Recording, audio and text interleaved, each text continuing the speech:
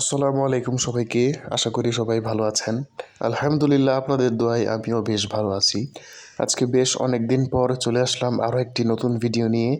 ভাবলাম অনেকদিন ভিডিও করি না, আজকে অনেক দিন চলে গেছে, তো আজকে একটা ভিডিও করি। তো এখানে দেখতে পাচ্ছেন আমাদের বাড়ির সামনে কিন্তু আমার বড় ভাই অনেকগুলো ফুলের গাছ লাগিয়েছেন। আর এই পাশে দেখতে পাচ্ছেন আমার যে ঘাসের জমিগুলো আছে সেগুলা। তো এই জমি থেকে আমরা ঘাস কাটা শেষ করেছিলাম অনেক দিন আগে, 2 মাসের উপরে হয়ে যাবে। তো আজকে অনেক দিন পরে আসছি এই জমি থেকে আবার নতুন করে ঘাস কাটা শুরু করতে। কিন্তু এসে তো দেখি এক অবাক করা কাণ্ড। কী অবাক করা কাণ্ড সেটা না হয় আপনাদেরকে একটু পরেই দেখাচ্ছি। মানে আমি ভিডিও করেছি এরপরে, তো আমি যেহেতু ভিডিওগুলোকে সিরিয়ালি অ্যালাইনড করেছি তাই আগে যে আমার ঘাস কাটার ভিডিওটাই দেখুন। তো দেখতে পাচ্ছেন আমি কিন্তু শুধু উপরের ঘাস কাটি না, আমি আমার চেষ্টা করি পুরো জমিতে উপরে নিচে ওই যে ছোটো ঘাসগুলো আছে সবগুলাই কেটে ফেলার জন্য। তো দেখতে পাচ্ছেন আমি কিন্তু উপরের ঘাস কাটার পাশাপাশি নিচের ঘাসগুলো কাটছি, কারণ উপরের ঘাস তো আমার হয়েছেই।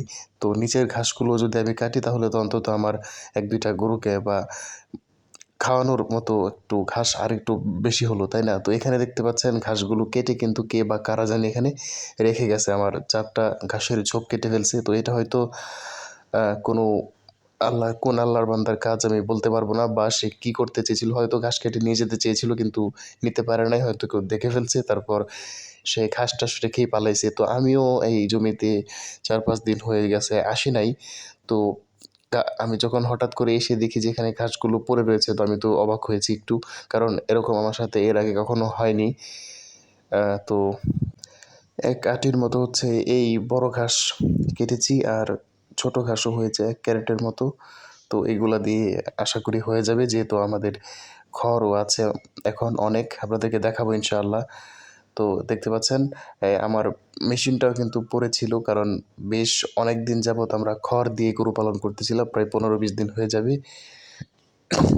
এত বৃষ্টির কারণে ঘাসও কাটতে পারতেছিলাম না, আর এত বৃষ্টি হচ্ছিল যে ঘাসও বেশি তাড়াতাড়ি বড় হচ্ছিল না, আর এত বৃষ্টির জন্য কাটাও যাচ্ছিল না। তো এই প্রায় 15-20 দিন আমরা খড় দিয়েই, যেহেতু নতুন খড় মানে হচ্ছে বুড়ো ধানের খড় আমাদের ঘরে উঠেছে, তাই সেই খড় দিয়ে আমরা গরু পালন করার চেষ্টা করছিলাম।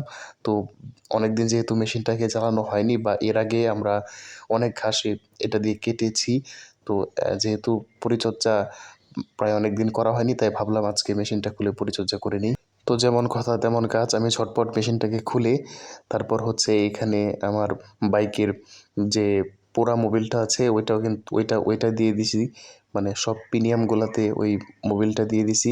এরপর হচ্ছে গ্রিস ছিল, গ্রিসও দিয়ে দিছি।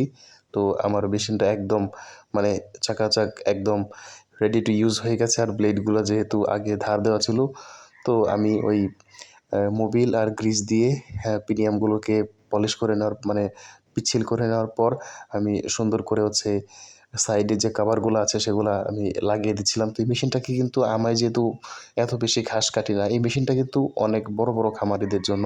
কিন্তু আমি যেহেতু ছোট খামারি, আর আমি মেশিনটা পুরাতন কিনেছিলাম আপনারা যেহেতু জানেন, তো আমি এই মেশিনটাকে আসলে আমার 1 মাস পর বা 2-3 মাস পর একবার একটু পরিচর্যা করে দিলেই হয় আসলে, যেহেতু আমি এত বেশি ঘাস কাটি না। তো এই যে আমার মেশিন লাগানো শেষ। এখন আমি ঝটপট দেখতে পাবেন যে ঘাসটা কেটে ফেলব। মানে এক আঁটি ঘাস কাটতে সর্বোচ্চ 1-1.5 মিনিট কি 2 মিনিট সময় লাগে। এর বেশি সময় আসলে এই মেশিন দিয়ে লাগে না। কারণ এই মেশিনটা অনেক দ্রুত কাজ করে। আর আমি যেহেতু এই মেশিনের ভিতরে 4টা ব্লেড থাকে, আমি 4টাই এখন লাগিয়ে নিয়েছি। তাই ঘাসগুলো অনেক ছোট সাইজ করে কাটে। আর অনেক সুন্দর হয় আসলে। আর বেশি সময়ও লাগে না। এটা আমার অনেক সময় বাঁচায়। তো দেখতে পাচ্ছেন আমি কিন্তু বিদ্যুতের গতিতে ঘাসগুলো কেটে ফেললাম। যদিও আমি এত বেশি করে দেই না। আমি একটু কম, কম করে ঘাস দেওয়ার চেষ্টা করছি যাতে আমার মেশিনটা ভালো থাকে।